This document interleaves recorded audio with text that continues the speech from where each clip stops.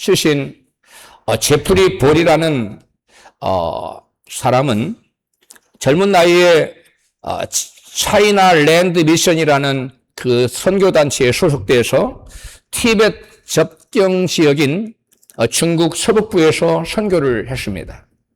그는 1949년 중국 공산당이 집권하면서 선교를 했다는 제목으로 체포가 되었어요. 그래서 약 3년간 감옥에 갇혀서 무진장한 고문을 받고 또 강제수용소에서 혹독한 강제노동을 당했습니다. 그는 3년 만에 기적적으로 하나님 은혜로 추록을 해서 고국으로 돌아와서 자기가 경험한 그 놀라운 그 은혜를 책으로 출간했는데요. 열쇠는 하나님이 쥐고 계신다. God holds the key라는 제목의 책을 썼는데 그는 그 책에서 이같이 간증합니다. 성경책도 없었고 시계도 없었다. 게다가 주머니 속에는 연필도 종이도 없었다. 석방되리라는 간절한 소망도 없었다. 삶에 대한 진정한 소망도 없었다. 내가 사랑했던 것들과 제 결합은 전혀 가망성이 없어 보였다. 여러분, 이러한 절망적인 순간에 여러분이 처했다면 여러분은 무엇을 붙잡을 것 같습니까? 제프리 볼에 이어지는 간증을 들어보십시오. 나에게 유일한 실제는 나의 주, 나의 구세주이신 예수 그리스도뿐이었다. 모든 것을 빼앗기고 난 후 그분은 나의 전부가 되었다. 자기에게서 모든 것이 사라진 뒤에 예수님이 자기의 전부가 되었다는. 나는 쇠창살 안에 갇혀 있었지만 하나님은 감옥 안에도 함께 계셨다. 할렐루야. 이 제프리 볼의 간증을 읽어보면 하나님은 성전에서만 계신 것이 아니라 어디에도 계신다고요? 그의 백성이 계시는 곳이면 어디든 함께 계시는 분이라는 사실입니다. 하나님께서는 바벨론의 포로로 붙잡혀간 이스라엘 백성, 하나님 백성들을 향하여 내가 그들이 이런 열방에서 잠깐 그들에게 성소가 되리라고 에스겔서 11장 16절에 말씀합니다. 하나님은 당신의 백성들이 감옥에 있던 병상에 누워있던 아니면 포로로 갇혀가 있던 어떠한 열악한 절망적인 곳에 있던 그곳에는 누구와 함께 하신다고요? 하나님께서 함께 해주신다는 사실입니다. 오늘 본문은 하나님께서 친히 우리와 함께 해주시는 것을 여호와 산마라고 말씀합니다. 본문 에스겔서 48장 35절 같이 읽습니다. 그 사면의 도합이 18,000척이라. 그날부로는 그 성읍의 이름을 여호와 산마라 하리라. 아멘. 여호와 산마라는 것은 여호와 그리고 영어로 되어 하나님 거기에라는 단순한 단어예요. 그런데 되어 거기에라는 그 단순한 단어가 여호와라는 말과 합성화 될 때 놀라운 의미가 생겼는데요. 그게 바로 하나님이 거기에 너희와 함께 있다. 이런 의미가 형성된 겁니다. 다 같이 합시다. 하나님께서 너희와 거기에 그곳에 함께 있노라. 할렐루야. 이것이 바로 성경 오늘 본문에 말씀하신 여호와 산마를 바로 가리키는 말씀입니다. 즉 예루살렘 성전이 없어져도 예루살렘 설령 몇 개 불타서 없어졌죠. 그다음 바벨론 그들이 포로지에 붙잡혀 가서도 또 감옥에서도 병실에서도 하나님은 여전히 여호와 산마라는 거예요. 여전히 그들이 어디에 있던 하나님은 그들과 함께 하신다는 것입니다. 할렐루야. 제프리 볼은 감옥에서 같이 있으면서 처음에는 하나님 왜 나를 버리셨습니까? 마음속으로 원망하고 하나님께 울부짖었고 절망했다고 그래요. 그러나 시간이 지나면서 그의 마음속에 하나님은 어디서든 너와 함께 합니다. 임마누엘 하나님이 생각났다는. 그래 하나님 붙들기 시작했어요. 그때부터 그는 자기는 하나님 잃어버렸다고 생각했는데 하나님이 당신을 찾아왔어요. 자기에게 남는 것은 아무것도 없는데 오로지 하나님만 남았는데 그때부터 자기는 세상의 모든 것을 소유한 것보다 더 큰 것을 소유하게 됐다고 간증합니다. 할렐루야. 하나님 한 분 안에 저와 여러분이 갖기를 소망하고 갈망하는 모든 것들이 다 들어있다는 거예요. 많은 분들이 깊은 감옥에서 중국의 지하교에서 그 목자 노릇을 하다가 결국은 잡혀가서 이루 말할 수 없는 몇 년을 고생을 했는데 나중에 나와서 뭐라고 그러냐면 감옥에 있었을 때가 너무 행복했다는 거예요. 왜냐? 하나님은 그 깊은 감옥에서도 그들과 함께 하셨고 여호와 삼마로 그들과 함께 하셨고 그들의 모든 마음의 피로, 행복, 그 다음에 충만함을 인생의 의미를 다 주셨다는 거예요. 할렐루야. 여러분 우리는 손에 뭔가를 쥐어야만 뭔가를 소유해야만 우리에게 참 만족이 있을 거고 참 행복이 있고 인생의 의미를 발견할 수 있을 것이라고 생각합니다. 그러나 그것은 착각입니다. 우리에게 아무리 많은 돈이 주어지고 아무리 높은 성공과 아무리 이름을 크게 날려도 여러분 수많은 사람이 자살합니다. 왜 그래요? 인생의 참된 의미를 깨닫지 못하고 인생의 참된 만족을 거기서 찾지 못했고 인생의 여러분 진정한 행복을 많은 돈과 높은 지위와 여러분 큰 명성이 가져다 주지 못했다는 거예요. 그러나 깊은 감옥에 저 사람은 절망해서 자살할 수밖에 없을 거야 하는 그 깊은 절망의 감옥에서도 포로지에서도 여러분 깊은 병상에서도 죽음을 기다리는 병상에서도 사람들은 하나님 여호와 삼마 하나님 자기와 함께 하시는 하나님을 만난 사람들은 행복했노라. 나는 만족했노라 라고 고백하고 있습니다. 할렐루야. 진정한 인생의 의미와 행복은 생명의 근원이신 하나님께서 나와 함께 하시는 여호와 삼마 하나님에게 있습니다. 할렐루야. 우리가 진정한 행복은 다른 데 찾을 수 없어요. 세상은 말합니다. 돈이 너를 행복하게 할 거야. 높은 성공, 너의 위대한 이름이 날려지면 너는 행복할 거야. 너는 참된 만족을 얻을 거야. 세상은 말하지만 여러분 그것은 허상에 불과합니다. 우리에게 진정한 행복을 주는 것은 여러분 우리가 어떤 것을 소유해서가 아니라 그 어떤 것을 위대한 것을 얻어서가 아니라 나와 함께 하시는 여호와 삼마 하나님이 우리와 함께 할 때 우리가 진정한 인생의 의미를 찾을 수 있고 진정한 만족과 진정한 행복을 얻게 되는 줄로 믿습니다. 여러분 우리 인생의 가장 큰 여러분 축복은 돈이나 명예나 권세가 아니에요. 반면에 인생의 가장 그러면 큰 비극과 불행은 가난이나 질병이나 실패가 아니에요. 뭐냐? 우리 인간의 가장 큰 축복과 행복은 하나님 여호와 삼마는 나와 함께 하시는 하나님 나와 함께 하는 것이고 우리 인생의 가장 큰 비극과 우리 인생의 가장 큰 실패는 뭐냐? 불행은 뭐냐? 나와 함께 하시는 여호와 하나님 내게서 떠나가는 거예요. 나와 함께 하셔서 나에게 인생 의미를 부여하고 우리에게 참 기쁨과 참 만족과 참 행복을 주는 우리의 생명의 근원이시고 행복의 근원이신 하나님이 내게서 떠나가는 것이 인생의 실패요 비극이고 불행입니다. 그러나 우리가 아무 것을 가진 것이 없고 가진 것을 다 잃었다 할지라도 나와 함께 하시는 여호와 삼마 하나님만 내가 붙들고 있으면 그분이 나와 함께 하시면 그 인생은 참으로 여러분 행복한 인생이요 의미 있는 인생이요 성공적인 인생인 줄로 믿습니다. 그러면 우리 인간에게 참된 생명과 축복과 행복의 원천인 하나님과 우리가 함께 해야만 이 모든 것이 우리에게 오는데 그 무엇이 우리로 하여금 하나님께로부터 멀어지게 할까요? 왜 그 어떤 것이 우리로 하여금 하나님과 함께하지 못하도록 만드는 것일까요? 가장 먼저 죄가 우리 인간에게서 하나님 임재를 떠나가게 만듭니다. 죄의 가장 무서운 결과는 하나님의 심판이 아니라 우리 인간이 우리와 함께 하셔야 할 하나님의 임재를 잃어버리는 것입니다. 예수께서 8장 3절입니다. 같이 읽습니다. 이 산 가운데 예루살렘으로 가서 북편을 바라보니 제단문 어귀 북편에 그 투기 질투를 일으키는 의상이 있더라. 인자야 이스라엘 족속에 행하는 일을 보느냐? 그들이 여기서 크게 가증한 일을 행하여 나로 내 성소를 멀리 떠나게 하느니라. 아멘. 이스라엘 백성들이 여호와의 전에다가 여러분 우상을 세웠어요.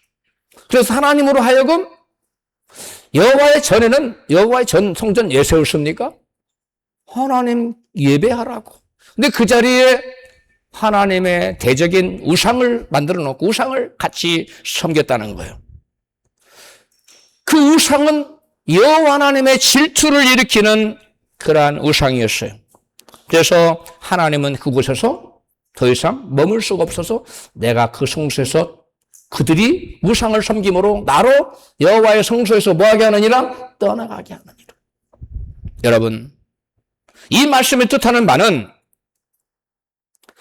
그 당시 에스겔 당시 이스라엘 백성들이 성전에 우상을 세웠기 때문에 하나님의 질투를 격발하여 질투를 불일으켜서 도저히 그들과 함께 할 수 없어 그 성소를 떠나게 만들었는데 오늘날은 우리는 새긴 우상을 만들지는 않습니다. 예수 믿는다고 새긴 우상 만들어서 절하는 사람 없어요. 그런데 오늘도 우리는 성전에 우상을 만든다는 거야. 그게 뭐냐면 바로 마음에 우상을 드리는 겁니다. 마음속에 하나님보다 더 사랑하는 것, 하나님보다 더 가치 있게 여기는 것, 하나님보다 더 추구하는 것, 하나님보다 더 갈망하는 그 무엇이 마음속에 자리를 잡고 있다면 그 사람은 에스겔 당시 이스라엘 백성들이 그 성전에 우상을 만들어서 하나님의 질투를 불러일으켰던 것처럼 오늘날도 예수를 믿는다고 말하지만 그 마음속에 하나님보다 더 가치 있게 여기고 귀하게 여기고 더 추구하는 그 무엇인가가 있다면 하나님보다 더 갈망하고 사랑하는 그것이 있다면 그것은 바로 똑같은 우상이라는 거예요. 그래서 에스겔 선지자는 마음에 우상을 드리지 말라고 경계하고 있습니다. 마음의 우상을 품고 있는 사람은 하나님께서 그 사람과 더 이상 함께 할 수 없어요. 그래서 마음의 성전에서 여호와께서 떠나실 수밖에 없다는 것이. 하나님께서는 질투하시는 하나님이세요. 출애굽기 20장 5절입니다. 시작. 그것들에게 절하지 말라. 그것들을 섬기지 말라. 나 여호와 너희 하나님은 질투하는 하나님인즉 나를 미워하는 자의 죄를 갚되. 여러분, 우상을 섬기는 자는 하나님 뭐라고 말씀하냐면 하나님을 미워하는 자라고 말해요. 우상을 숭배하는 자는 단지 우상 숭배가 아니라 하나님 사랑 안 하는 정도가 아니라 하나님 미워하는 자라는 거예요. 하나님은 그런 자를 죄를 묻겠다는 거예요. 하나님 죄를 갚겠다는 거예요. 하나님께서는 왜 질투하실까요? 사랑하시기 때문에 그렇습니다. 사랑의 근본 속성은 여러분 질투예요. 사랑은 배타적입니다. 한 아내를 너무너무 내 친한 친구니까 같이 공유하자. 사랑을 공유하자. 사랑은 나눌 수 없어요. 절대 사랑은 공유가 불가능한 거예요. 그래서 사랑에는 반드시 질투가 따릅니다. 하나님은 질투하시는 하나님이라고 스스로를 밝히셨는데 그 말씀은 뭐냐? 내가 너희를 목숨 걸고 사랑해. 바로 그 의미가 들어있는 거예요. 할렐루야. 그러므로 저와 여러분도 하나님 우리를 목숨 걸고 사랑한 것처럼 우리도 하나님을 목숨 걸고 살아야 됩니다. 할렐루야. 근데 우리는 우리의 마음이 나뉩니다. 때때로. 하나님보다 돈을 더 추구하고 하나님보다 성공을 더 추구하고 하나님보다 나의 명예를 순간의 이익을 더 중요시할 때가 있습니다. 그것이 우상이에요. 이런 우상을 마음에 드리는 것을 하나님은 기뻐하지 않아요. 그리고 아주 슬퍼합니다. 그리고 하나님은 네가 나를 미워하는구나 라고 여기십니다. 그리고 그들에게 반드시 죄를 갚는데 너에게만 죄를 갚는 것이 아니라 너의 자녀손 3, 4대까지 내가 반드시 죄를 묻겠다고 말합니다. 사랑은 배타적이라는 것을 기억하십시오. 하나님만 사랑해야 된다고 하나님 저와 여러분 부르셨는데 우리는 하나님 외에 또 다른 우상을 마음에 품고 있다면 우리는 하나님을 미워하는 것이라는 것을 알아야 됩니다. 하나님께서 우리가 성시교도 오늘 10계명을 했는데 10계명에서 10가지 죄 중에 그 어떠한 죄도 자녀손 3, 4대까지 죄를 묻겠다고 한 죄는 없어요. 딱 하나. 뭐예요? 우상을 섬기는 자는 내가 너만 벌할 것이 아니라 너의 자녀손 3, 4대까지 죄를 묻겠다고 말씀. 그만큼 우상 숭배죄는 뭐하다는 거예요? 중하다는 거예요. 왜 그래요? 영적인 음란이라 그렇습니다. 남편을 사랑해야 될 아내가 남편 말고 남편 친구를 더 사랑해. 그러면 그 남편이 얼마나 질투가 격발되겠어. 마찬가지입니다. 우리가 하나님을 사랑한다고 말하면서 하나님을 미워하는 행위를 한다면 하나님은 그를 사랑하기보다 죄를 묻고자 하는 거예요. 네. 하나님을 마땅히 사랑해야 될 하나님 백성이 그 백성을 위하여 피 흘려 돌아가신 하나님을 위해 살지 않고 하나님의 대적인 원수 우상을 더 사랑하기 때문에, 음란한 죄를 지었기 때문에 하나님 그것을 부정한 죄로 여기고 용납할 수 없는 거예요. 매일 이 남자 저 남자 이웃 모든 외간 남자를 맨날 상대하고 다니는 아내를 어떤 남편이 사랑하고 같이 살고자 하겠어요? 똑같습니다. 하나님께서는 조각하여 만든 우상뿐만 아니라 마음속에 우상을 드리는 것도 엄히 금하십니다. 에스겔서 14장 3절입니다. 시작. 이들이 자기 우상을 마음에 들이며 죄악에 거치는 것을 자기 앞에 두었으니 그들이 내게 묻기를 내가 조금인들 용납하랴. 5절. 이는 이스라엘 족속이 다 그 우상으로 인하여 나를 배반하였으므로 내가 그들의 마음에 먹은 대로 그들을 잡으려 함이니라. 여러분, 우상 숭배는 뭐한 거라고? 하나님을 배반한 거예요.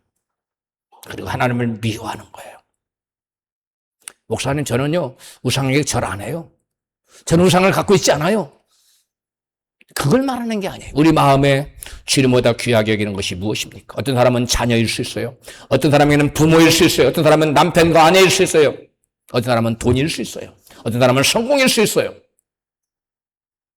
이런 것들이 주님보다 앞서지 않기를 축복합니다. 그것이, 그런 것들이 저와 여러분 앞서는 날이면 주님은 저거 보자. 나보다 저를 더 사랑하네. 그게 우상이에요. 그게 하나님 배반했다고 보는 거예요. 네가 나를 미워하는구나 라고 보는 거예요. 여러분, 5절에 같이 보여요. 시작. 이는 이스라엘 족속이 다 나를, 그 우상으로 인하 나를 뭐하였으므로? 배반하였으므로 내가 그들의 마음에 먹은 대로 그들을 잡으려. 하나님이 잡겠다는 거예요. 심판하겠다는 거예요. 우리가 우리 마음에 하나님도 더 귀히 여기고 사랑하는, 추구하는 것이 무엇이 있다면 그것은 우상을 마음에 들인 거예요. 우리 마음에 우상을 들이면 우리 마음의 성전에서 하나님께서는 점점 떠나십니다. 오늘 우리가 에스겔서 10장 11장에 하나님이 점점 떠나는 모습을 읽어보지 않았지만 지금 보겠어요. 하나님께서는 에스겔에게 환상을 보여주셨어요. 하나님께서 이스라엘 백성들 그 성전에 우상을 세워놓고 섬기자 하나님께서 그 성전에서 떠나시는데 단번에 떠나지 않아서 조금씩 떠나고요. 에스겔서 10장 4절입니다. 시작. 여호와의 영광이 그룹에서 올라 성전 문지방에 임하니 구름이 성전에 가득하며 여호와의 영화로운 광채가 뜰에 가득하였고, 그 다음에 19절 시작. 그들이 여호와의 전으로 들어가는 동문에 머물고 이스라엘 하나님의 영광이 그 위에 덮었더라. 처음에는 성전에서 성전 문지방으로 갔어요. 그 다음에 어디로 갑니까? 동문으로 또 옮겨갔어요. 그 다음에 11장, 에스겔 11장 23절 시작. 여호와 영광이 성읍 중에서부터 올라가서 성읍 동편산에 머물고, 이제는 동문에서 빠져나와가지고 성읍 동편산에 머물러요. 그리고 마침내 에스겔 11장 24절에 시작. 주의 신이 나를 들어 하나님의 산의 이상 중에 데리고, 신의 이상 중에 데리고 갈대아에 있는 사로잡힌 자 중에 이르시더니, 즉 바벨론의 원주민들이 바로 갈대아인이에요. 그게 포로지에 하나님께서 이르셨다는 거예요. 즉 하나님의 영광이, 하나님께서 처음에는 성전에 계시다가 그 다음에 어디로? 문지방으로, 그 다음에 문지방에서 동문으로, 그 다음에 동문에서 성읍 동편산으로, 그 다음에 바벨론으로 멀리 떠나신. 하나님께서 성전에서 문지방으로 나오십니다. 그래도 백성들은 돌아오지 않습니다. 동문으로 나오십니다. 그래도 이스라엘 백성도 회개하고 하나님께 돌아오지 않습니다. 동편산까지 가십니다. 그런데도 아무도 회개하고 돌아와서 하나님 붙잡지 않습니다. 결국 하나님은 떠나십니다. 이것은 화를 내시는 하나님의 모습이라기보다는 어지간하면 결코 하나님과 그 백성들과 같이 교통하고 함께하는 하나님의 성전을 떠나시지 않으시려는 하나님의 모습이 나타납니다. 떠나시는 것이 하나님의 뜻이 아니라 떠날 수밖에 없는 것이 하나님의 아픈 마음이었어요. 하나님은 그들을 떠날 수밖에 없었어요.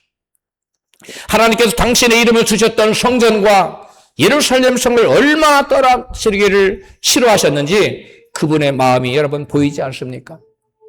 하나님은 차마 단번에 떠나지 못해요.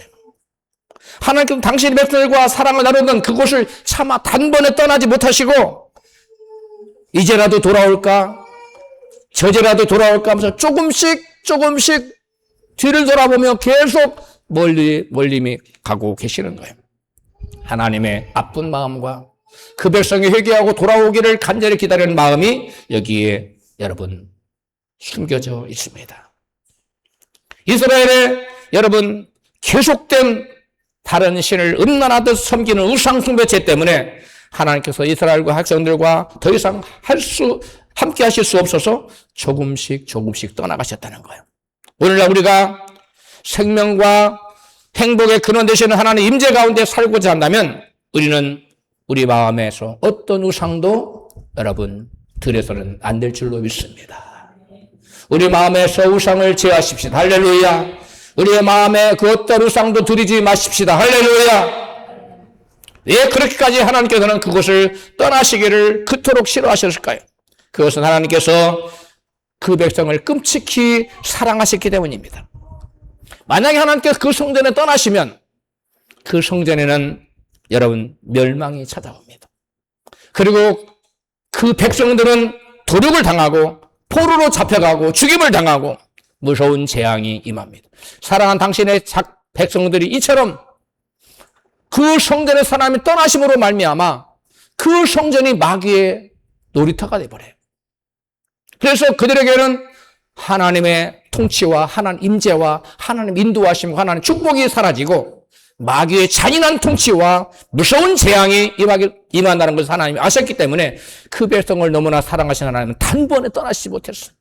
뒤를 돌아보고 또 돌아보면 이제라도 저들이 회개하고 돌아올까? 저제라도 저들이 회개하고 내게 돌아올까 하는 마음으로 하나님은 그 성들에서 한 걸음씩 뒤를 돌아보며 조금씩 떠나셨다는 것입니다. 여러분, 하나님의 무거운 말걸음, 그 아픈 마음, 여러분은 그것이 상상이 되십니까?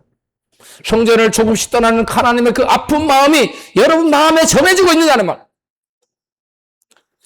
에스겔 시대에 성전에 우상을 세워놨던 그곳에 하나님께서 함께 하시고 함께 하시면서 조금씩 떠나셨던 것처럼 오늘날도 우리가 우리 마음에 하나님과 더 사랑하는 우상을 마음에 들이고 있다면 하나님은 그 마음에서 조금씩 떠나고. 성경은 말씀합니다. 신약 너희들은 성령을 소멸치 말라. 할렐루야. 뭐 하지 말으라고요? 성령. 우리가 마음에 우상을 드리면 성령께서 소멸되는데 조금씩 하나님 떠났습니다. 단번에 하나님이 차마 떠나시지 못하고 조금씩 떠나신다는 거예요. 그리고 돌아오기를 원하신다는 거예요. 여러분 이 시간에 마음에 내가 주님보다 더 사랑하는 것은 무엇인가? 내가 주님보다 더 추구하는 것은 무엇인가? 여러분 진정 주님을 사랑하는 사람은요 돈 준다 그러면 쏜살같이 달려가는 사람이 아니라 예배 드린다고 하면 쏜살같이 달려와야 돼요. 할렐루야. 그런데 대부분 예수 믿는 사람들이 반대로 살고 있어요. 하나님보다 돈이 더 우선이에요. 하나님 나라보다 자기의 삶이 우선이에요. 그건 우상입니다. 우상을 제하십시오. 여러분이 마음의 우상을 품고 있는 한 하나님은 저와 여러분 안에서 동행할 수 없어요. 그리고 점차로 떠나실 수밖에 없다는 사실을 깨달으시기를 주여 여러분 축복합니다. 여러분 우리는 하나님의 임재 가운데 사는 것이 축복의 근원이에요. 왜냐? 만복의 근원이 누구세요? 하나님이세요. 만복의 근원이 아니라 우리 모든 인생의 기쁨과 여러분 모든 축복의 행복의 근원이 하나님이세요. 여호와 삼마 하나님, 우리와 함께 하신 하나님이 우리에게 복을 주십니다. 할렐루야. 그래서 사람들은 나와 함께 하신 하나님이 없이도 내가 열심히 노력하면 그 무언가를 얻을 수 있다는 여러분 오만함과 교만을 가지고 있어요. 하나님 없이는 예수께서 말씀하셨죠. 너희가 나를 떠나서는 아무것도 할 수 없느니라. 그런데 우리는 하나님 떠나서도 여호와 삼마 하나님, 나와 함께 하나님 나를 도와주지 않아도 나의 삶 가운데 함께 하지 않아도 내가 그 무엇인가를 이룰 수 있다고 여러분 크게 착각하고 있습니다.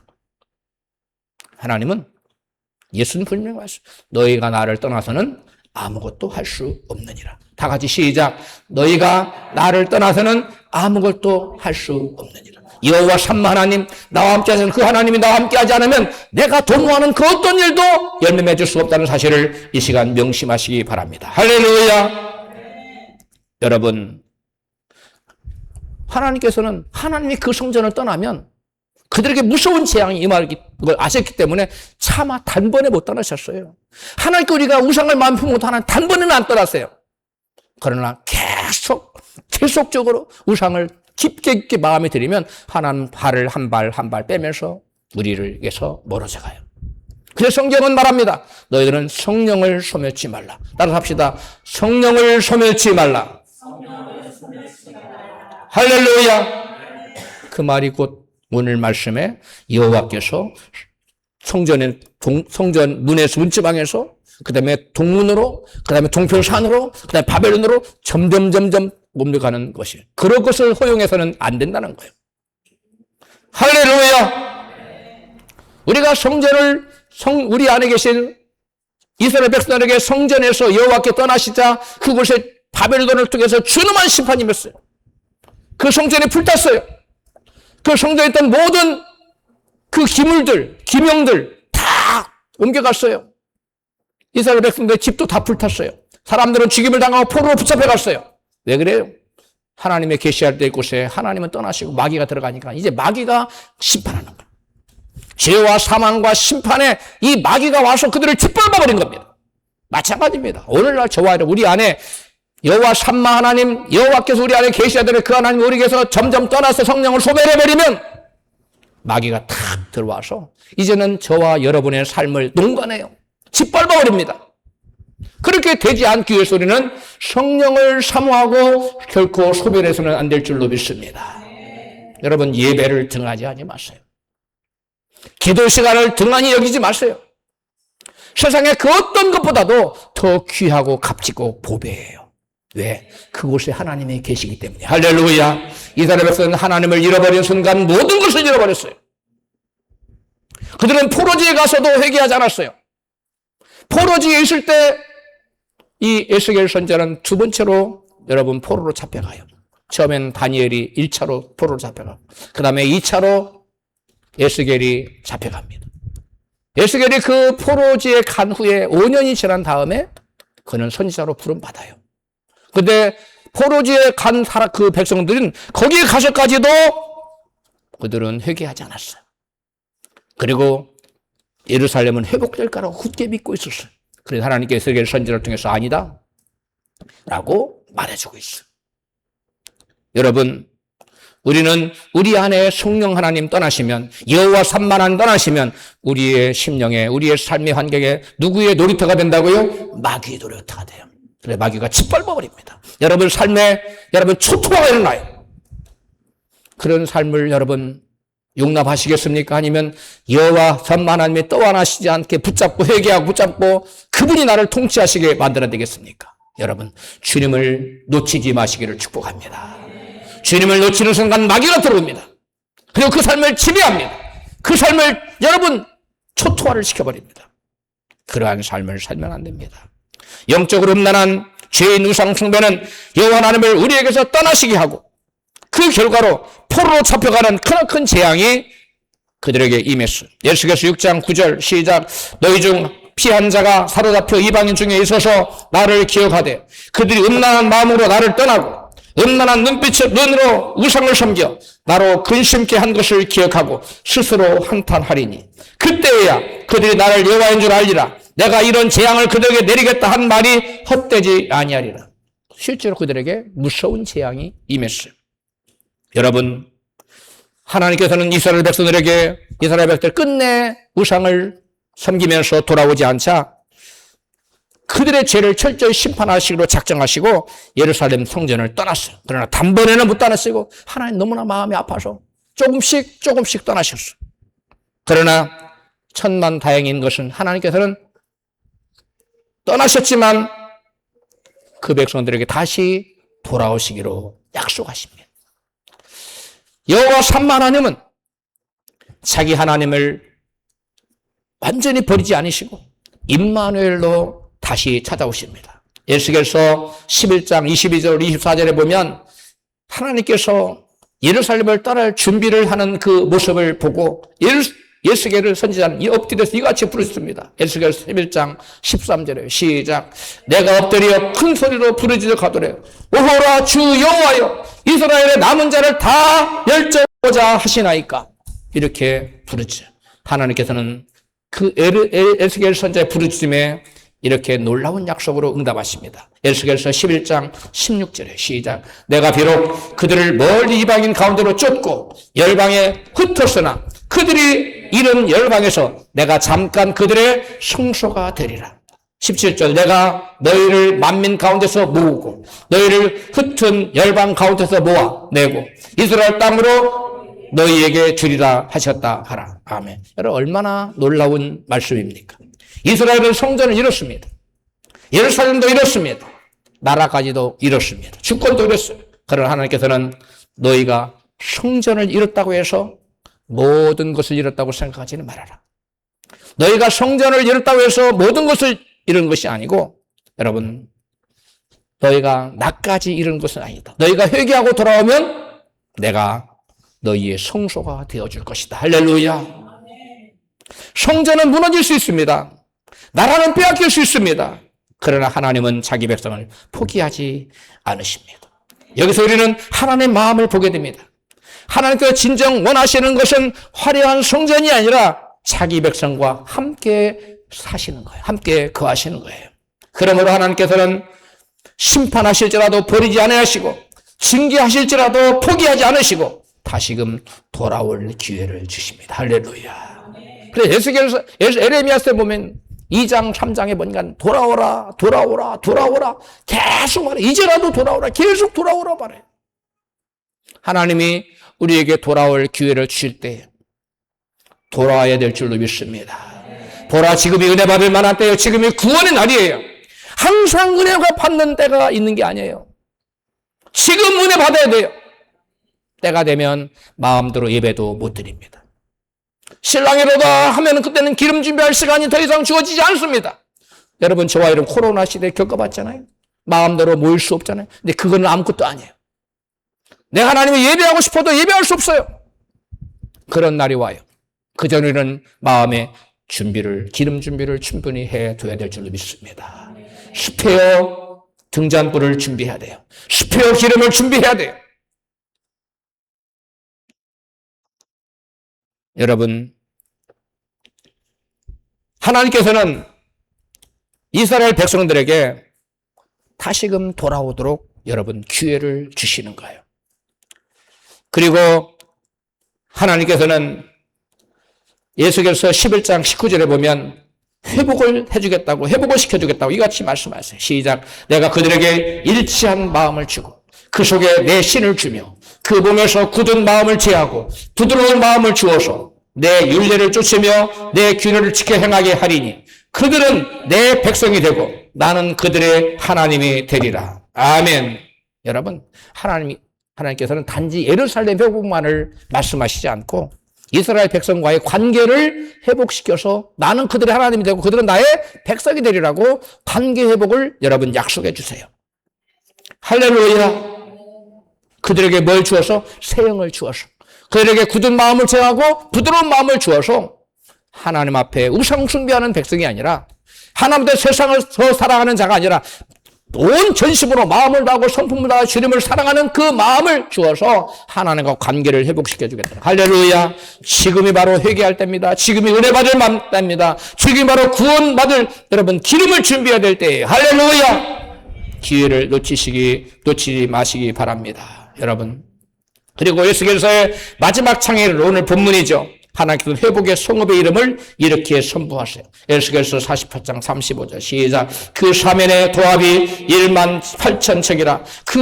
그날 후로는 그 성읍의 이름을 여호와 삼마, 여호와께서 거기 계시다라 하리라. 할렐루야. 하나님이 돌아와서 이제 그 성전에 같이 계시겠다는 거예요.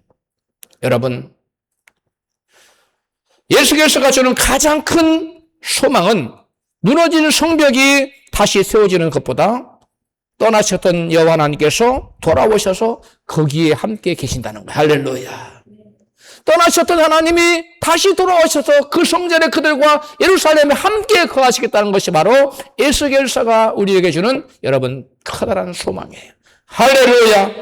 여호와 하나님께 돌아오셔서 그들과 함께 하시라는 여호와 삼마의 약속을 포로기 이후의 선지자, 포로기 선지자는 바로 에스겔이 포로기 선지자예요. 이스라엘 백성들이 바벨론으로 포로로 잡혀갔을 때 거기에서 바벨론에서 선지자로 산 사람이 에스겔이에요. 그런데 그 이후의 선지자인 스가랴를 통해서 여호와 삼마 하나님이 돌아오실 거라는 약속을 다시금 확증시켜 주세요. 스가랴서 2장 10절입니다. 시작. 여호와의 말씀에 시온의 딸이 노래하고 기뻐하라. 이는 내가 임하여 네 가운데 거할 것임이니라. 그날에는 많은 나라가 여호와께 속하여 내 백성이 될 것이요 나는 내 가운데 거하리라. 많은 나라가 여호와께 속하야 되면 우리를 말하는 거예요. 이방인들을 말하는 거예요. 스가랴 예언이에요. 근데 이스라엘 백성들은 뭐라고요? 내가 너에게 너희 가운데 거할 것이다. 이스라엘 백성들은 거할 거라. 그리고 나는 내 가운데 거할 것이다. 그들에게 회개할 날이 있다는 거예요. 그러나 여호와 하나님께서 그의 백성들에게로 돌아오실 것의 약속이 성취되기까지 이 예언이 이 에스겔을 통해서 여호와 삼마의 예언이 성취되기까지 약 600년이라는 시간이 여러분 흘렀습니다. 스가랴뿐만 아니라 구약의 말라기 마지막 선자 말라기도 여호와 삼마의 약속을 다시금 확증시켜 주었어요. 말라기서 3장 1절입니다. 시작. 만군의 여호와가 이르노라. 보라 내가 내 사자를 보내리니 그가 내 앞에서 길을 예비할 것이요 또 너희의 구하는 바 주가 호련히 그 전에 임하리 그 성전에 임하리니 곧 너희의 사모하는 바 언약의 사자가 임할 것이라. 바로 예수님이 이 땅에 오실 것을 예언한 거예요. 여호와 삼마의 약속이 에스겔 선지자를 통해서 그 약속이 주어진 지 약 600년이 지난 후에 여러분 여호와 하나님 예수님이 아기 예수로 임마누엘로 이 땅에 오셔서 우리와 함께 하십니다. 그 백성 가운데 임하리라는 스가랴의 예언, 하나님이 거기에서 너희와 함께 할 것이라는 그 에스겔 선지자의 예언, 그리고 말라기서의 예언이 여러분 에스겔 선지자 여호와 삼마 예언 이후에 600년 가량 후에 정확하게 성취됩니다. 여호와 삼마 하나님이 이 땅에 오셨어요. 아기 예수의 모습으로 자기 땅에 오셨으나 언약의 사자이신 예수님을 대부분의 이스라엘 사람들은 여러분 믿지 않았고 영접하지 않았습니다. 그러나 시므온은 주께 드려지기 위해서 성전에 나오게 된 아기 예수님을 즉시 알아보고 이같이 고백합니다. 누가복음 2장 28절에 시작. 시므온이 아기를 안고 하나님을 찬송하여 가로되 주제여 이제는 말씀하신 대로 종을 평안히 놓아주시는도다. 내 눈이 주의 구원을 보았사오니 이는 만민 앞에 예비하신 것이요 이방을 비치는 빛이요 주의 백성 이스라엘의 영광이니이다 하고 아멘. 주의 구원자가 오셨다는 아기 예수를 바라보고 이 아기 예수로 오신 구원자 예수 하나님, 이분이 바로 여호와 삼마 하나님, 여호와가 거기에 예루살렘에 너희와 함께 할 것, 그 예언이 600년 만에 에스겔 선지자 예언 600년 만에 그대로 성취됩니다. 할렐루야. 그 백성들이 그것을 믿지 않을까봐, 잊어버릴까봐 스가랴 선지자를 통해서 또 말라기 선지자를 통해서 확증해주고 또 확정해주고 실제로 그 백성 가운데 하나님 여호와 삼마 하나님 임하셨어요. 그런데 그 백성들은 그분을 알아보지 못해요. 눈이 멀어 있어요. 마음의 세상으로 다 가 있어요. 그래서 하나님 오셨는데 그 하나님을 알아보지 못해요. 그리고 믿지 않아요. 하나님께서 임하셨는데 자기 백성이 그분을 영접치 아니함으로 아니했고 영접하는 자 곧 그를 믿는 자 하나님 자녀가 되는 권세를 우리 예수 이방인들이 예수를 믿고 하나님 자녀가 되는 권세를 대신 얻게 된 겁니다. 할렐루야. 여러분 성경은 주 예수께서 12살 때에 성전에 다시 오셨다고 증거하고 있습니다. 그래서 성전 12살에 가서 엄마 아버지가 잊어먹었죠. 근데 그 아이가 가보니까 예수님 뭐하고 있었어요? 제사장들하고 토론을 했는데 이 12살짜리가 너무 기가 막힌 말씀을 하니까 그들이 기억이 떨었어요. 야, 이거 어떻게 이런 말을 할 수 있지? 근데 그분이 누구였어요? 여호와 삼마. 에스겔이 말한 여호와께서 거기 계시다. 너희들과 함께 하실 것이다. 그 예언대로 오신 예수님의 그 여호와 삼마 하나님이 자기들과 함께하는 것을 깨닫지 못했어요. 알지 못했어요. 단지 뭐하게 여겼어요? 기이하다. 참 놀랍도다. 이해가 되지 않는 저런 꼬맹이가 어떻게 우리를 능가하는 그런 놀라운 말을 하지? 라고만 생각했다는 거예요. 기이 여겼다는 거예요. 그들은 그분이 바로 여호와 샴마로 예언된 메시아인 것을 알지 못했고 그냥 기이한 얘기로만 들었다는 거예요. 여호와 샴마께서는 80세에 30세에 이르러서 백성들과 함께 거하면서 그들을 가르치기 시작했다고 성경 누가복음 3장 20절에 증거하고 있어. 30세에 일어나서 공생애를 시작하면서 팔복을 전하고 산상수훈을 전하고 이렇게 말씀을 선포했어. 누가 천국에 갈 수 있느냐? 누가 하나님 백성에 합당한 자냐? 이런 말씀을 선포했어. 이스라엘 백성들을 구원의 길로 인도하셨다고 성경은 증거합니다. 마지막으로 여호와의 샴마는 오늘 성령 안에서 함께 계시며 장차 천국에서 영원토록 함께 하십니다. 여호와 샴마의 약속은 예수 그리스도의 2000년 전에 이 땅에 예수 그리스도께서 예루살렘 오심으로 베들레헴으로 오심으로 끝난 것이 아닙니다. 예수님께서는 십자가를 지시고 피 흘려 죽으신 뒤에 3일 만에 부활하신 다음에 40일 동안 제자들과 함께 계시다 하늘로 승천하셨어. 승천하시고 나서 약속대로 뭘 보내주셨어요? 또 다른 보혜사 성령님을 보내주셨어요. 성경은 첫 번째 보혜사가 누구예요? 예수님이 첫 번째 보혜사예요. 또 다른 보혜사, 예수님과 똑같은 일을 하시는 보혜사 성령님을 보내주셨어요. 그래서 이제 하나님께서는 더 이상 예루살렘 성전에만 머무르는 계신 분이 아닙니다. 머물러 계시는 분이 아니에요. 이제는 성령으로 믿는 자들 마음속에 살아 역사하십니다. 할렐루야. 그래서 사도 바울이 이렇게 말합니다. 고린도전서 3장 16절입니다. 시작. 너희가 하나님의 성전인 것과 하나님의 성령이 너희 안에 거하시는 것을 알지 못하느냐? 구약시대에는 사람들이 하나님을 찾아 성전으로 갔어요. 하나님 만나기 위해서. 그러나 지금 신약시대에는 하나님께서 성령으로 우리 안에 와 계셨어요. 할렐루야. 옛날에 우리가 하나님 찾아갔어요. 이제는 하나님 우리를 우리 마음에 믿는 자 마음에 들어오십니다. 할렐루야. 우리 한 사람 한 사람이 하나님의 성전이 된 것입니다. 그러므로 오늘 여호와 샴마는 더 이상 어떤 여러분 지역인 이름이나 어떤 성전의 이름이 아닌 것입니다. 성령께서 거하시는 성도들의 삶, 성령께서 동행하시며 인도하시는 삶 자체가 여호와 샴마인 것입니다. 할렐루야. 왜? 성령께서 인도하시는 그 안에 성령이 계시기 때문에 그래요. 그 성령이 누구냐? 여호와 샴마예요. 할렐루야. 그렇다면 오늘 우리에게 가장 중요한 것은 무엇입니까? 우리 안에 성령으로 임재하신 하나님을 내 인생의 주인으로 모시고 살아가는 것입니다. 세상은 돈, 권력, 명예, 건강이 있어야 축복받는 것이고 행복하다고 말합니다. 그러나 성경은 그렇게 말하지 않습니다. 하나님께 함께 하시면 거친 광야도 천국이 될 수 있고 하나님이 함께 하시지 않으면 여호와 샴마 하나님이 너희와 함께 하시지 않으시면 너희들은 아무리 좋은 궁궐이라도 그것은 지옥이 될 수밖에 없다고 말씀하고 있습니다. 이게 성경이 우리에게 처음부터 끝까지 일관되게 하시는 말씀이에요. 다윗은 그것을 너무나 잘 알았어요. 그래서 그는 범죄한 밧세바와 범죄한 의에 가장 먼저 이렇게 기도했습니다. 시편 51편 11절에 시작. 나를 주 앞에서 쫓아내지 마시며 주의 성실을 내게서 거두지 마소서.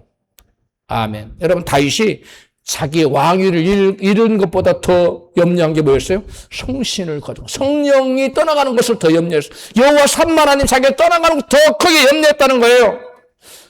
다윗이 그 많은 재산을 잃어버린 걸 염려하지 않았어요. 걱정하지 않았어요.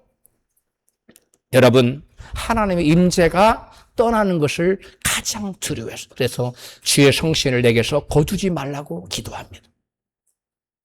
우리도 다윗처럼 회개하고 기도해야 돼요. 이 다윗의 회개 기도입니다. 이게 시편 51편이.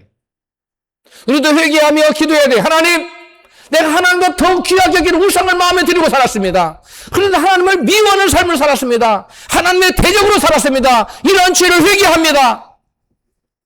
주여 제게서 주의 성신을 떠나지 않게 하여 주옵소서. 나라서 한번 합시다. 하나님, 주의 성령이 내게서 떠나지 않게 하여 주옵소서. 이러한 절실한 기도가 우리에게 있어야 돼요. 그래야 하나님의 성령이 우리에게 떠나지 않아요. 그러나 여호와의 샴마의 은혜는 거기서 끝나지 않습니다. 성경의 마지막은 다시 여호와 샴마로 끝납니다. 계시록 21장 3절입니다. 시작. 내가 들으니 보좌에서 큰 음성이 나서 가로되 보라 하나님의 장막이 사람들과 함께 있으며 하나님이 저희와 함께 거하시리니 저희는 하나님 백성이 되고 하나님은 친히 저희와 함께 계셔서 하나님 저희와 함께 거한다는 거예요. 함께 산다는 거예요. 천국은 어떤 곳이냐? 여호와 삼만하님과 영원토록 함께 사는 곳입니다. 할렐루야. 왜 천국이 좋은 곳이냐? 우리의 행복의 근원, 인생의 의미와 진정한 축복, 놀라운 만복의 근원이 여호와 삼만한 우리 함께 하시는 하나님입니다. 그분이 천국 가면 영원토록 함께 하셔. 그곳에 여기에 계신 분은 단 한 분도 낙오되지 않고 다 들어가시기를 축복합니다. 한 분도 낙오되면 안 돼요. 거기에 안 가면 놀라운 축복 이렇구나 그게 아니에요. 무서운 심판이 기다리는 거예요.